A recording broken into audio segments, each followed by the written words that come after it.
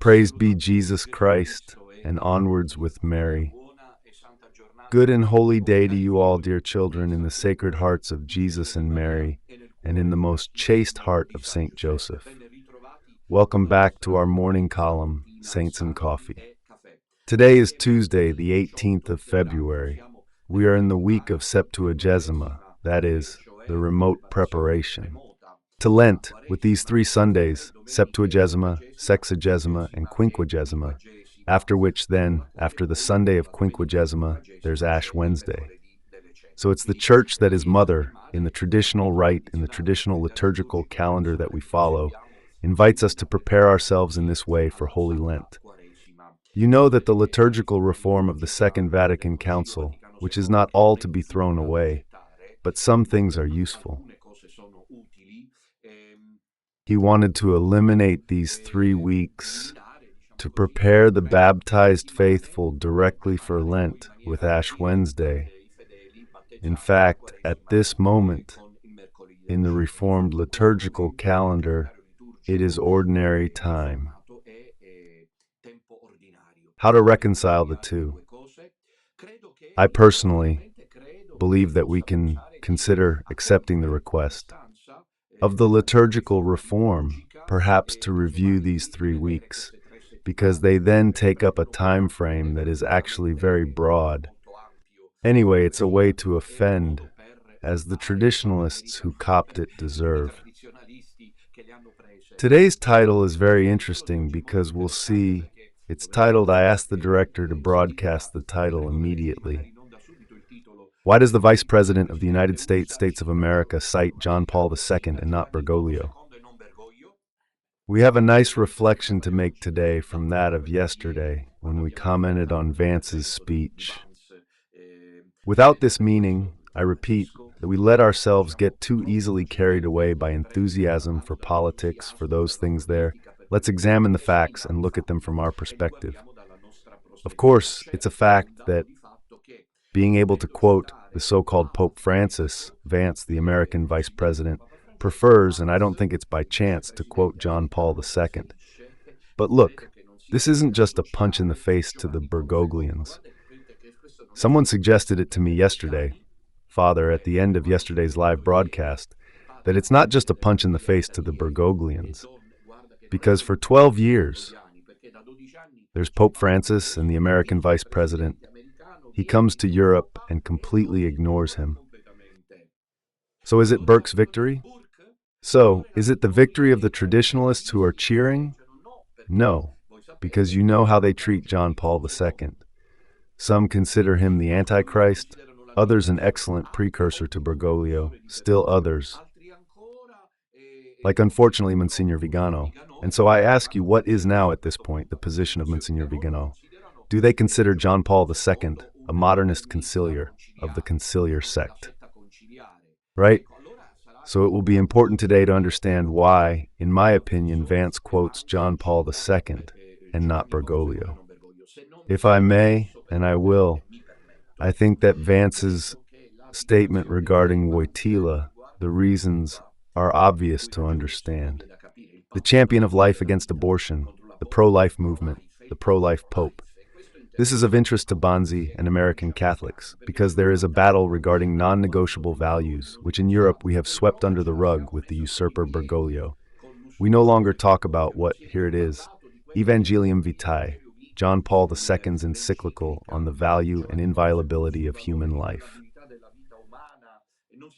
Instead, in America, it's a very strong debate, not only in the States, but throughout the Anglo-Saxon world. So much so that yesterday, as we will see, Vance cited Adam Smith.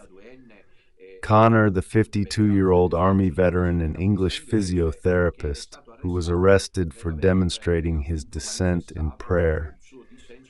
Perhaps the direction can show something else. Assuming he has his staff around him, the photo of Adam Smith, Connor. Adam Smith Connor, whilst there's indeed the moment of the arrest, he was praying at a clinic and the English government arrested him. So yesterday, Vance, the vice president, actually, by the way, a British citizen, not an American one, actually quoted him. So the reference to the need to defend non-negotiable values was clear, which is the defense of life, so against abortion, euthanasia, and those things there. But we'll get to that in a moment. I remind you that the previous administration, Biden's administration, was a pro-abortion administration. Biden, who took communion from the hands of the heretical Bishop Bergoglio. Biden, who gave before leaving the prize to Pope Francis. Despite conservative and traditionalist Catholics, he awarded Bergoglio one of his very last acts before leaving White House. But then here he is. This is Adam Smith. Connor, he was late because the plane was a little delayed. Here at Radio Domina, there he is. He's finally arrived. This is Adam Smith, Connor, who is praying in front of a bourgeois clinic and was arrested only for that. He didn't hold a rally, he didn't give a speech, he simply prayed. This is a violation of everyone's rights. Vance has come to Europe. So says in Europe that is now closing ranks. Yesterday there was a summit organized, as had been announced by the French president, which brought together in Paris at the Élysée Palace the most important representatives of the European government. Meloni was also there, as well as von der Leyen, then President Schulz, the German one. The English one went as well, when I discussed things to understand a bit how to take sides, because in the meantime, in Saudi Arabia, America and Russia, that is Putin's victory. Someone says China's. No, for me, Putin's victory is that in Saudi Arabia, at the negotiating table, they only seat the United States of America and Russia. Isn't that an implicit acknowledgement of Putin's victory? Because when the Second World War ended, who sat at the negotiating table? The victors. Zelensky doesn't feature. Zelensky's gone. They welcomed him. Head of state, Ukrainian prime minister, they welcomed him. But he doesn't participate in the negotiations for peace in Ukraine, nor does Europe, nor Zelensky. And so who has won in this war? Some say China, that America would be in a hurry to end this war in Ukraine due to the fact that the war in Ukraine entails for Russia a guarantor partnership of the economy, which is China. These are things we don't know, but China is updating itself on this war in Ukraine in favor of itself with regard to Russia, the Russian partner. America fears this Chinese invasion of the Chinese economy even into Russian territory, so it prefers to stick with its historical enemy, which is Russia, whose hand it shakes. Rather than see advancing, I don't know if I'm explaining it well, rather than see the yellow peril advance. The yellow peril. Today there might be many speeches to address, but the yellow peril. There's Don Dolindo Ruotolo, seeing as we don't do geopolitics here, but we do history of faith with the Connor of Rome in hand. I hope you were able to listen to the catechesis last night, the catechesis on the Rosary. If you haven't, I suggest you do in your own interest. It's up to you then. The Rosary Fountain of Joy at 9 p.m. We broadcast it on Radio Domina on the YouTube channel, where we invite you to subscribe, also share. Because this evening there is the unmissable episode on the prologue of John, at 9 p.m. The catechesis on the Gospel of John, from my first book of commentary on the Gospel, The Eagle and the Sun. We are examining the prologue. Don't miss this episode, but even if you can, catch up if you didn't do the one last night. With Rome in hand, I don't do geopolitics. I try to interpret things. I'm saying that then there is a prophecy by Don Dondolino Ruotolo, who was a prophet, because at least one prophecy is sensational, but there are others. He prophesied the arrival of John Paul II to the pontificate. And so in the commentary on the book of Revelation, when it talks about the demonic infernal cavalry, do you remember, did I understand the number of troops? Hundreds of thousands, and Don Dolino Ruotolo, moreover, with a certainty that leaves me perplexed.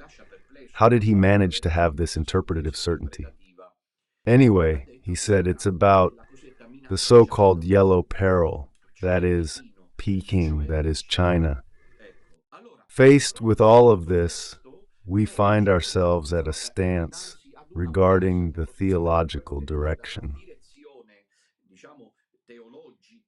or the underlying spiritual aspect of the new political arrangement that leads Vance, the American vice president, to say, "In Munich, we will now quote John Paul II again, who won all of this small remnant."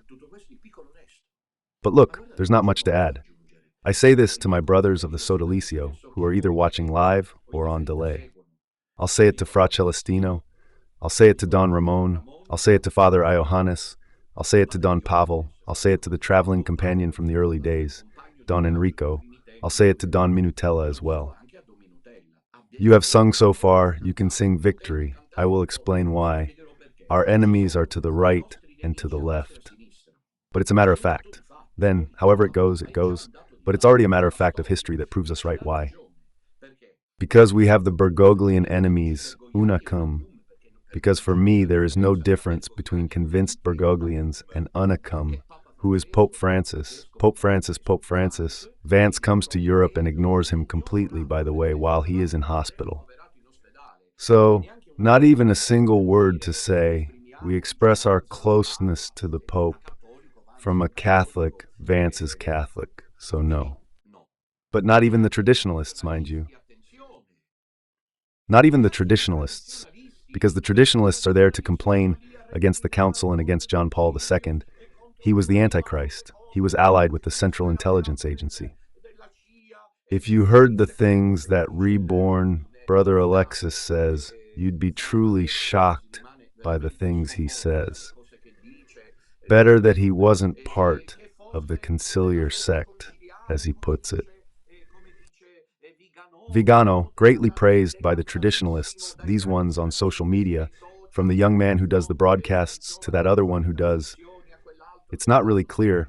The essayist, the philosopher, the theologian, it's not very clear, I won't say the name, but you understand who I'm talking about, that John Paul II and Bergoglio are the sixth thing. Right. Vance is proving us right because, excuse me, indeed, in Italy. With all that's happening, who has defended it yet? John Paul II and Benedict XVI, Father Minutella, the little remnant. Right. We particularly concentrated on Pope Benedict XVI because first he was the reigning pope, then he resigned, then we discovered that it was a strategy, and so we fought to continue to say that he was the pope. But if you make an act of sincere consideration, you can recognize that Don Minutella has always said that. He always spoke of the two witnesses of the Lamb, that is, John Paul II and Benedict XVI. John Paul II and Benedict XVI. And so, from this point of view, the most important thing to say is that Vance's declaration, which of course isn't just thrown out there like that on an emotional level, but is thought out, studied, and reasoned, must be able to have a meaning, which we've already, in some way, started. But let's proceed in order. In the meantime, I would like to reiterate the appointment for this evening at 9 p.m. with the catechesis on the Gospel of John. Don't miss it. L'Aquila e il Sole. And then I reiterate above all that, in this conjunctural phase, like when the planets cross and something happens, today we see day by day what is happening. These things that we are experiencing, our children and grandchildren will study them in history books. But then we have to face everything with the crown of the rosary. Now you understand that it was no accident that we dedicated 2025, among the many years that we have been together, to the rosary, precisely 2025. Because before everyone's eyes, what is happening is a revolution. How will the negotiations go? No guarantee they'll work. What development will the government have? Zelensky, who is also guilty, let's say, of having persecuted Orthodox Christians linked to Moscow. Bear in mind that in Ukraine, there's a good portion of Christians who are Orthodox but linked to Moscow, not autonomous, not autocephalous. And so they were persecuted, they set fire to churches, they arrested patriarchs, bishops, and priests. How will this story end? Europe. What position does she take?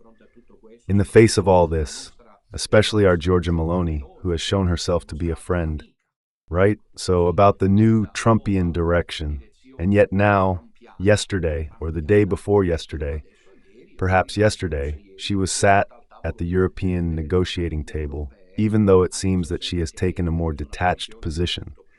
So this would be Italy's position, which is a position that, well, it's hard to understand because Meloni goes to celebrate Trump and then sits at the table. It's the art of politics, one must admit. I don't feel like blaming them. I pray for Meloni. I pray for the Italian government, because Italy is always there, at the center. It's shifting. It's not Macron making history, it's Rome. So much so that Vance goes to Munich and speaks to the powerful people of Europe and quotes the Pope, not by chance. Yes, of course, he's Catholic, we know that. He's Catholic. We showed the images yesterday, perhaps we can show them again, of Vance with his family. When the vice president takes the oath, it's unique in history. It's unique because so far those presidents who have shown up for the day of the oath have taken the oath at a push, with their wife next to them, but he brought his whole family close by, and I think that image alone speaks volumes. I recall, incidentally, that Vance is 40 years old. He's not a veteran. He's not full-time. 40 years old. James Davos Vance, an American politician and writer, the 50th Vice President of the United States, who was a senator for the state of Ohio. From 3rd January 2023 to January 2025, Republican Party member, born 2nd August 1984. I think that among world leaders he is. Because then the age difference with Trump and with the president is considerable. Because President Trump is 78 years old, while Banzi is 40. So the difference is there. There you go. You see that picture. There's a complacent Trump behind who looks like the grandfather, but it's all calculated. It's an atmosphere that they wanted to create at the White Calcutta. I don't know if you're realizing. Look to my right at the representatives of the Democratic Party. There's Biden, with Clinton behind him. And now look instead at the moment when a very young Vance is sworn in with Trump behind him. Serious, collected, composed, but pleased. You can see it very well. He looks like the grandfather. It looks like they're at a picnic, at some sort of party. Like they say, those of the 25th of April or the 1st of May, out of town. It's an incredible thing. It's a choice of sides. It's wanting to say, we're taking to the field to defend the family. And naturally, it couldn't pass either through Bergoglio or through the traditionalists who are against it.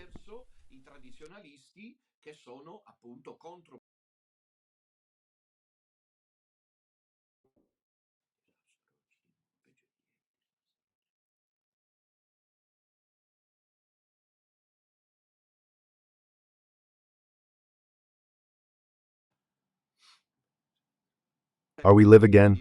Sorry, patience. The videos are interesting, but I'm not on either Rai 1 or Channel 5 or La 7. I don't have Radio Maria. I'm going ahead with a smartphone. I might be the most prophetic voice at this moment, and the one that could give a direction. But go ahead with a smartphone, so please be patient. So I was saying, let's get back to it, that Vance made a speech that we commented on yesterday, and we were quoting the final phrases. You know, that every speech a political leader gives is studied. Each of these has their own entourage. He works to study. If the project writes it, this is obvious. I would do it like this, but I do it so many times, and then I submit it for analysis by some. And so Vance certainly did. Now, it's an old trick that the most important thing is said at the end. That's not the case, probably in the overall scope of the speech, because Vance's speech yesterday and in the past few days, as some analysts have said, is one for the history books. However, in the end, Vance says this. And if we refuse to listen to that voice, he's talking about the voice of conscience, of the people, of freedom of thought, etc., etc. Even our most victorious battles will guarantee very little. It's a long speech. I don't know how many pages it was. I don't quite remember how many keystrokes it had. He said the ending that seems to have nothing to do with it. The ending is sensational. As Pope John Paul II once said, in my opinion, one of the most extraordinary champions of democracy in this or any other continent, do not be afraid. We shouldn't be afraid of our people, even when they express opinions that aren't in agreement with their leadership. Right? So this is what Vance said at the end of his speech. So now let's make a series of important considerations. First, why is John Paul II quoted beforehand and not Pope Francis, who incidentally, in those days was preparing, if not already to be in hospital, to go there? And there isn't a word. Of course, one might say that it's not the moment for the Vice President to say a word referring to Pope Francis, as they clarify. However, he quotes John Paul II instead. This isn't a religious speech. It's a political speech. It's not a speech given by a spiritual and religious leader, but it is a speech given by none other than the second most important position in the most important democracy on the planet. Rightly or wrongly, pay attention. But still the most important democracy in the West, which is the United States of America. And so why does he quote John Paul II and not Pope Francis? Right, so today I'm going to give you a couple of my own thoughts on the side, and then you can see if you agree with them or not. First of all, as I said at the beginning, it's the victory of the small remnant. We have stood firm in these years of total oblivion on the part of Bergoglio.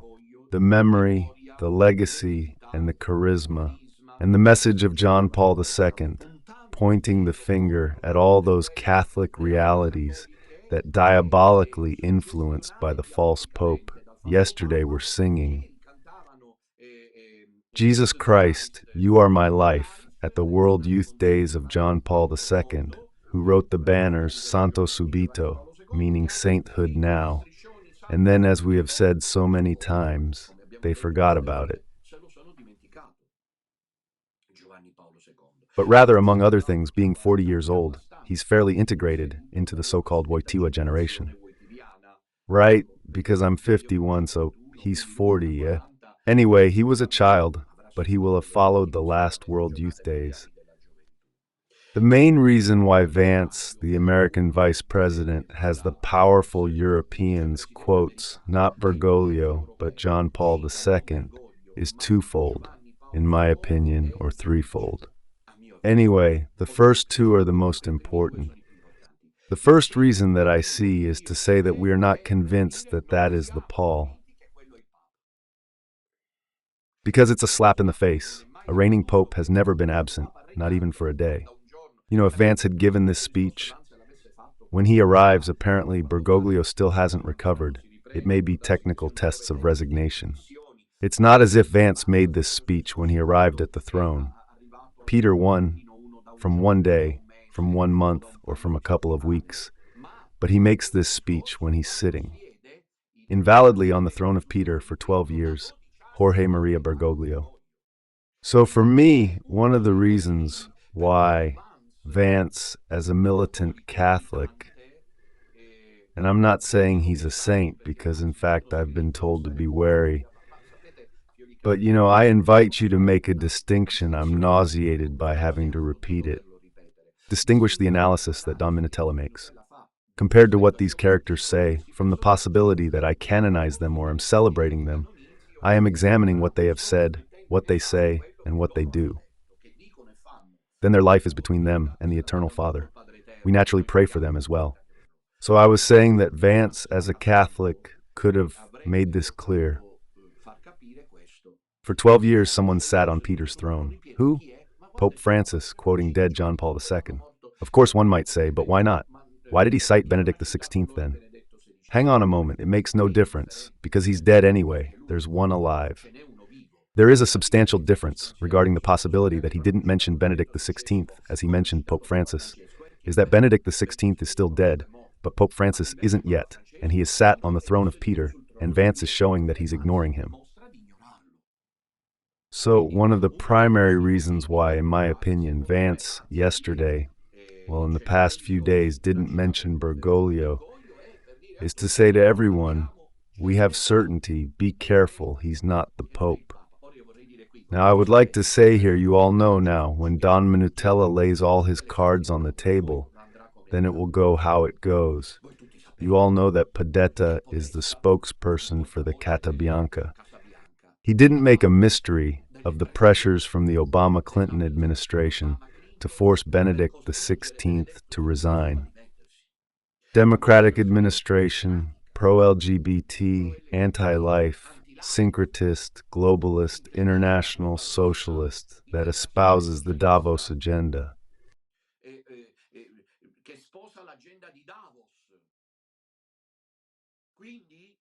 If, instead, there's now the Republican administration of Trump and Vance, it's not out of the question that they've known this for some time, and we're waiting for the right moment.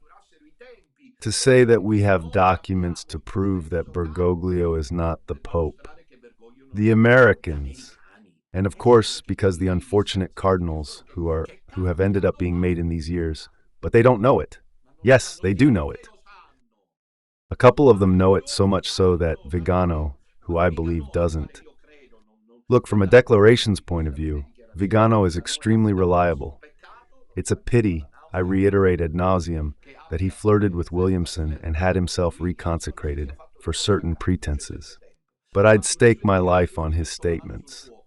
It was Vigano who said that a cardinal whose name he didn't want to reveal, evidently I was asked that, said that Bergoglio isn't the Pope, that the election is invalid. A cardinal told him that. Vigano reported it. This is then the St. Gallen Mafia. Davos spoke about it. I am still bleeding. I haven't finished shedding blood. I am still here crucified after 8 years. I won't stop shedding blood. It will be this sacrifice of Father Minutella in the first place, and then finally of the brothers, that is taking place. Something glorious from the point of view of the truth. Yes, it is possible, because the sacrifice is not just any martyrdom, the one that Don Minutella is experiencing. And so the cardinals knew, they pretended not to notice, and then along came the sheriff into town, says Banzi. You know, between the sheriff arriving and the polar bear, things are looking bad in the Vatican. It's not that I'm hazarding a guess now, because, Bergoglio has been very hard on us, very hard.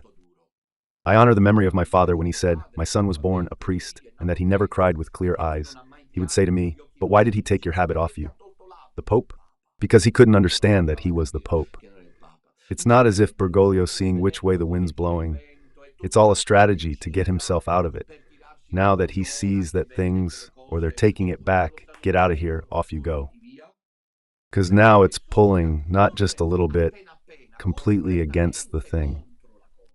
And Vance, who doesn't mention Pope Francis, could be the testimony of someone who says without saying it, wait for the moment to do it. We have the cards.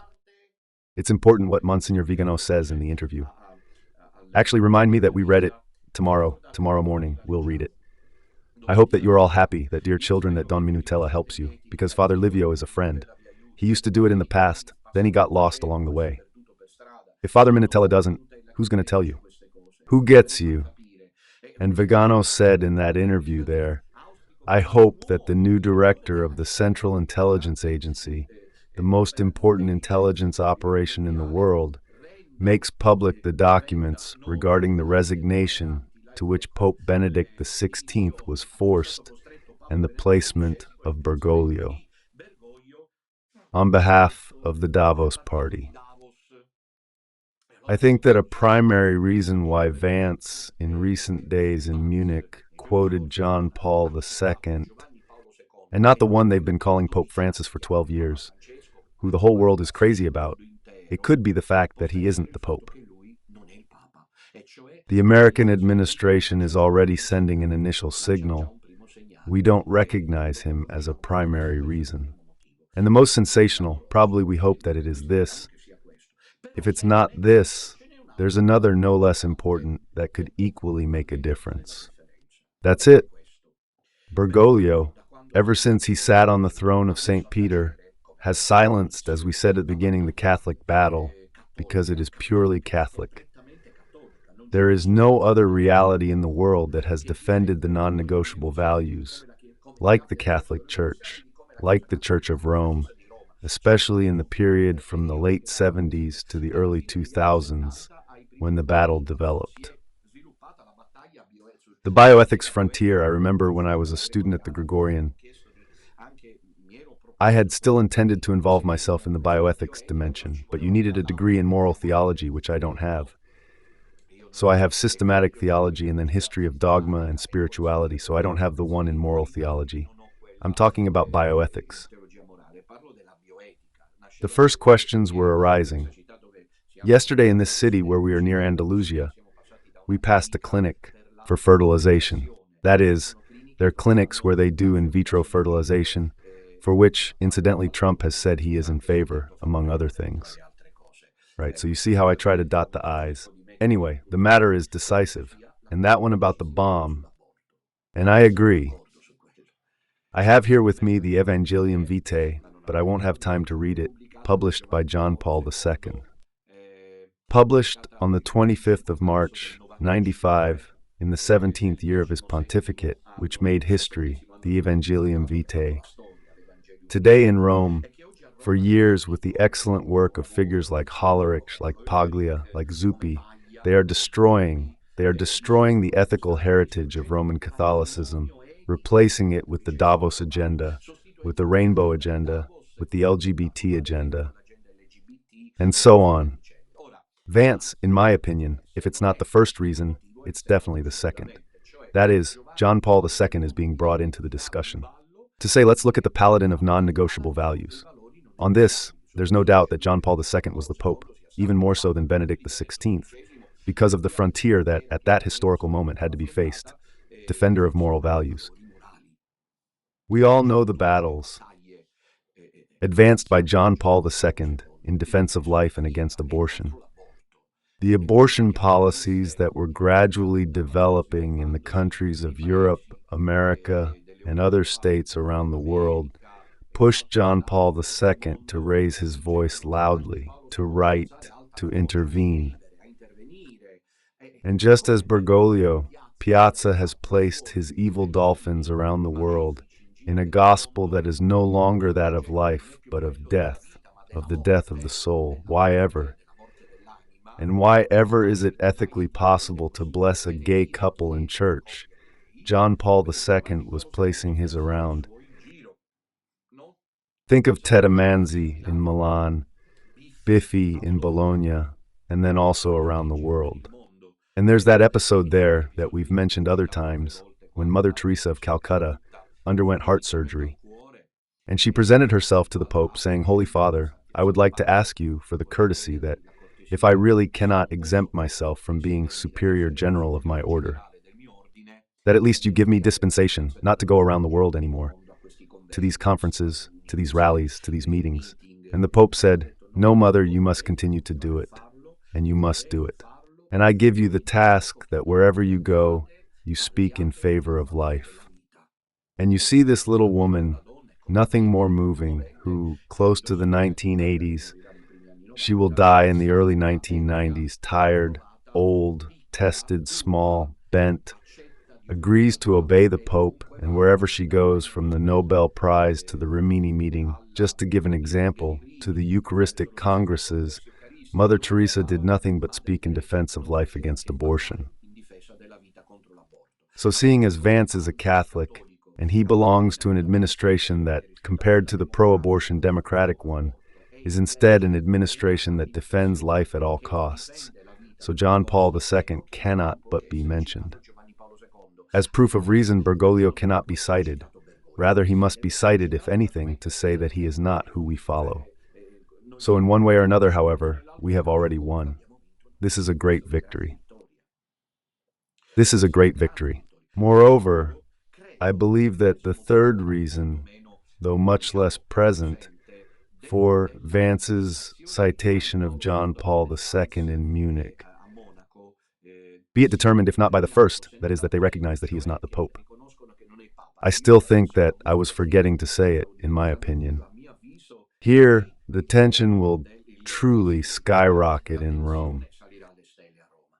Rest assured, they're already doing the first polls on who will be Bergoglio's successor, a Bergoglio who does not intervene. I am here in Spain. There is no mention of Bergoglio. It's as if he does not exist here in Spain. They talk about it on the news, on news programs. They don't give any news. Funny, the joke I made that they gave that news on the front page of the ailment of a famous singer, Shakira, that Shakira was feeling unwell. But of Bergoglio, just a little news like that. But right at the end, you see, he's an old 88-year-old that God forces to see with his own eyes, as the Lord often does, with the powerful who set themselves against his design. He must see with his own eyes the failure. The failure. He has to watch Vance enter the clinic. Vance, who comes here to our house and at a distance says to him, "For us, you don't exist." Now, as I'm a seasoned veteran, I'll tell you something. Prepare yourselves if Bergoglio survives, or in any case his successor is invalid, for the possibility that Trump goes. I'm telling you this beforehand, so you can't say, Don, they have disowned you. Prepare yourselves for the possibility that if Bergoglio doesn't survive, he, or whoever's in his place, is still invalid, and there's a handshake with Trump, because then the new course will invite Trump to come to Rome. But Rome is the capital of hypocrisy. Stay well away from these cardinals, from these prelates. You'll get infected, and they are of a hypocrisy worse than that of the Pharisees. I thought so, I think so tonight. However, if Vance says the sheriffs arrived in town, and if Putin says the vampires' ball in Europe is about to end, flowers, Maria, then Macron with Schultz, with von der Leyen.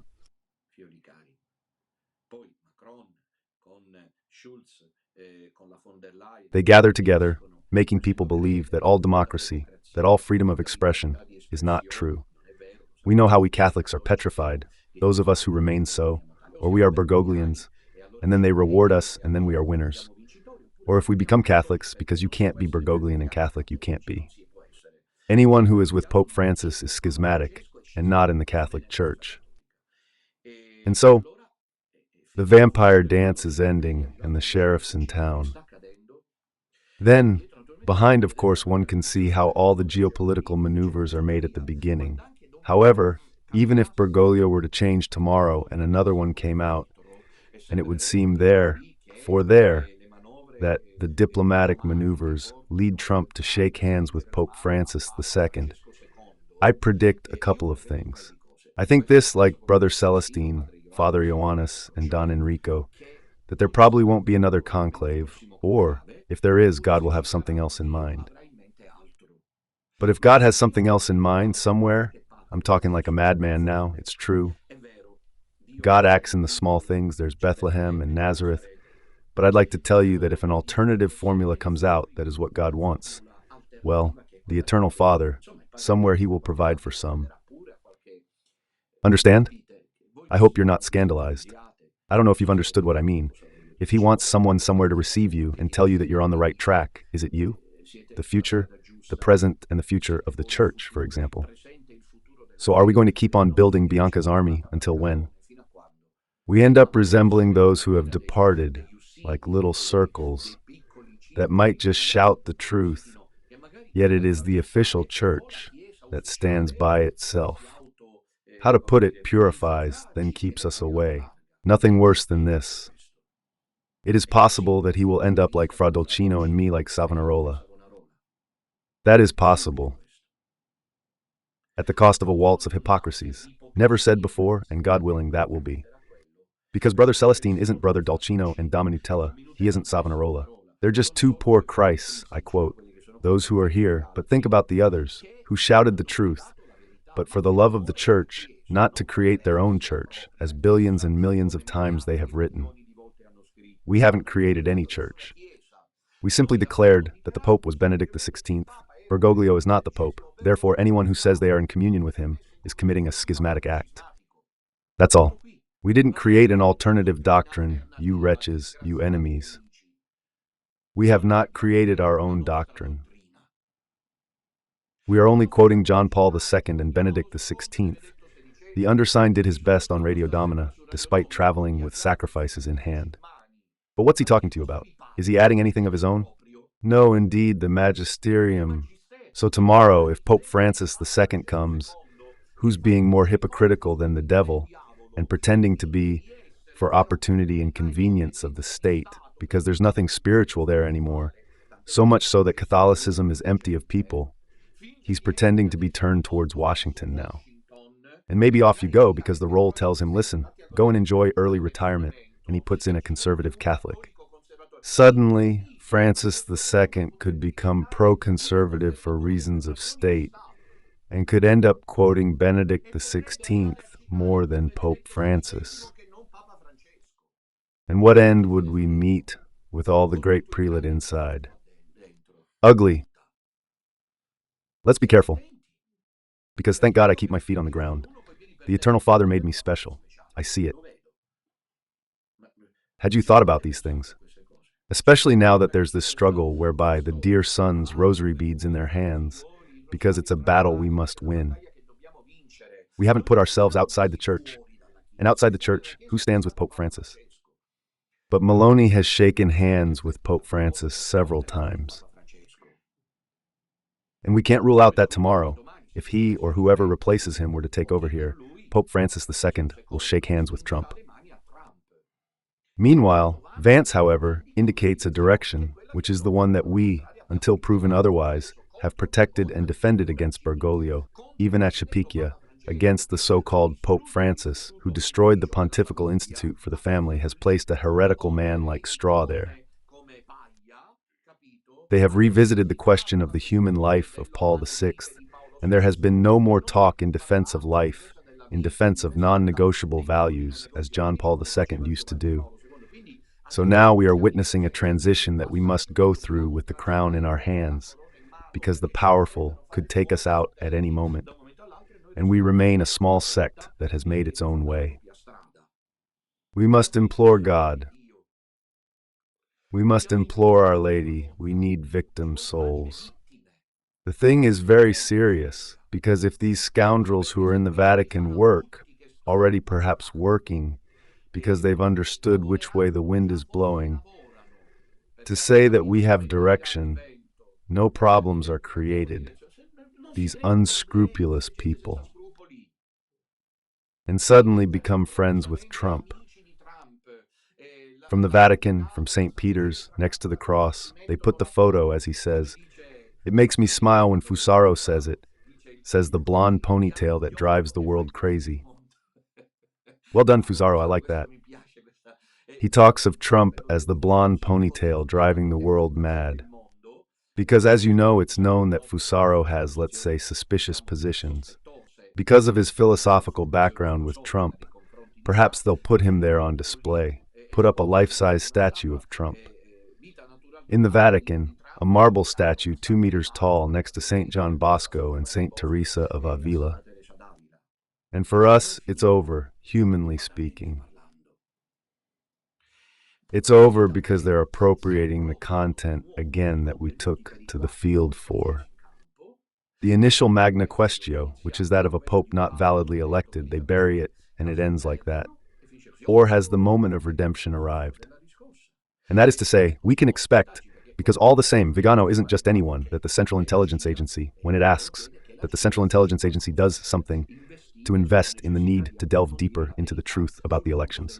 Because everything stems from there. Because if the administration is good, then Trump, I think, this is possible. This is not to be excluded. Come on, children, dear, come on. We can't exclude it because we've arrived where we could. Now it doesn't depend on us. Bergoglio, that's where it gets confusing. Yesterday, some websites, evidently speculating, were even saying that he had received the last rites, and others instead say that he's in hospital, but he's lucid, he's recovering, etc. The overall world situation is absolutely all in the balance. It is the Eternal Father. There is no doubt about that. There's the Russo-Ukrainian War. It's unclear how it will develop. Russia and America, who are watching each other from afar, are excluding Europe and China, who are there ready not to have a certain leadership snatched away. There's the mad North Korean, who's always a loose cannon. There's Trump, who's the sheriff coming to town. There's Putin saying that the vampire's ball is ending. Bergoglio is in hospital between life and death, or he remains alive, but it is likely that at that point he will also have to take into account the fact that he can no longer govern. And you see that we're in the middle of it too. So we need to pray a lot, because truly we don't know. May the Madonna help us. The Madonna many times in Medjugorje, several times in Medjugorje, when there was the war that lasted about 10 years, more or less. Anyway, she has said several times that she wants to help you, but she can't because she isn't allowed to, because you don't pray enough. We did the perpetual rosary. We did the Brotherhood of Rome. We don't stop praying the 3 rosaries every day, but whoever can intensifies who. Our Lady said that this war will not end because you pray too little. So we must intensify the prayer. Immolation is needed. This is a moment when something big is about to happen, somewhere.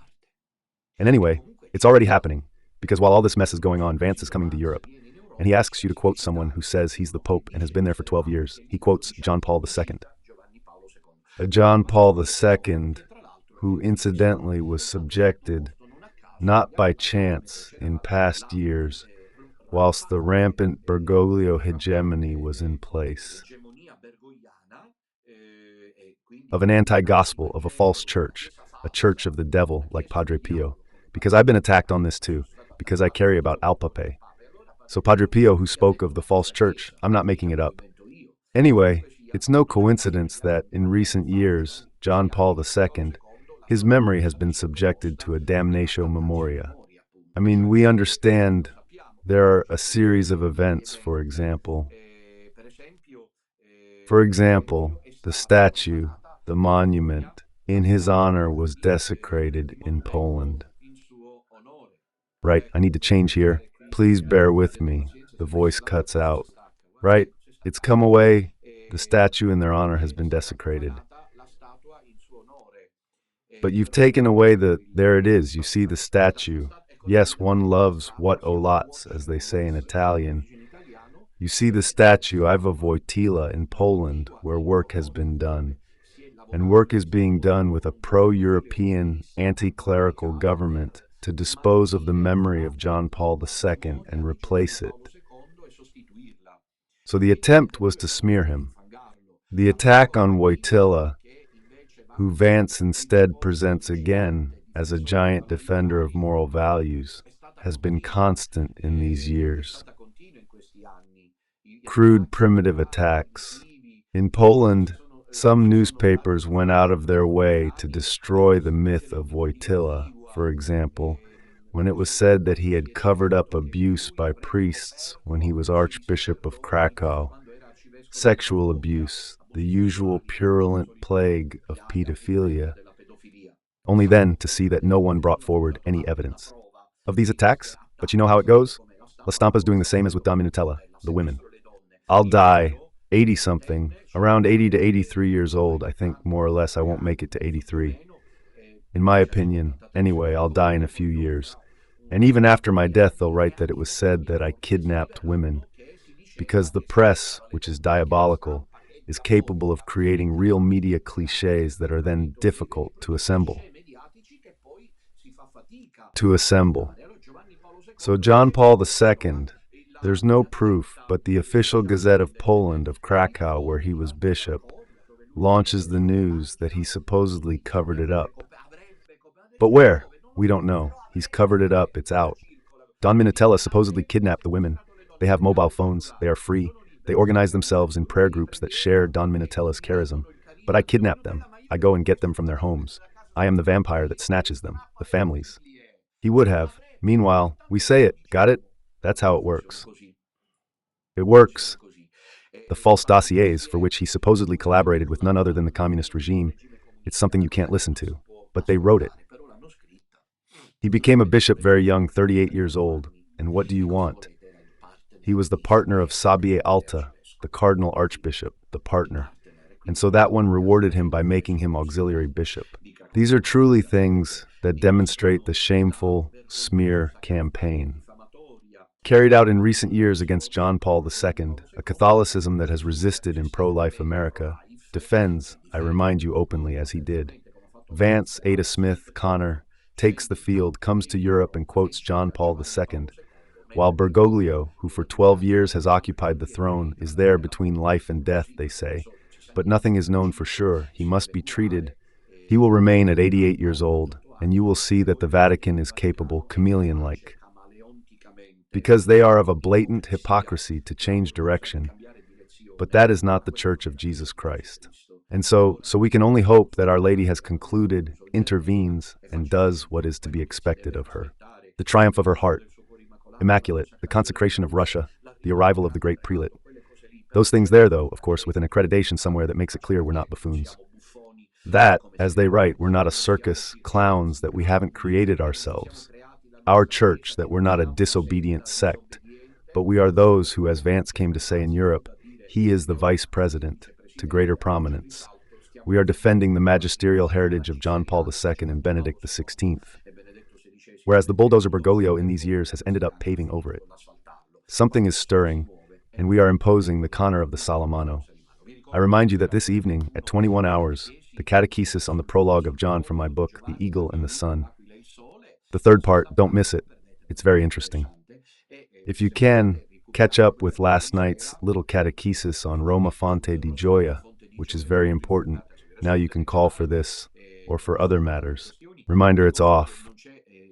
Additional cost in Spain, calling from Italy, because the rate is identical, as if you were calling in Italy. Next Sunday, we're in Seville at 4 o'clock for this prayer meeting with the Pequeño Remanente de España. I also remind you to help the project that needs your support because of all these initiatives, which certainly have their costs and require your contribution.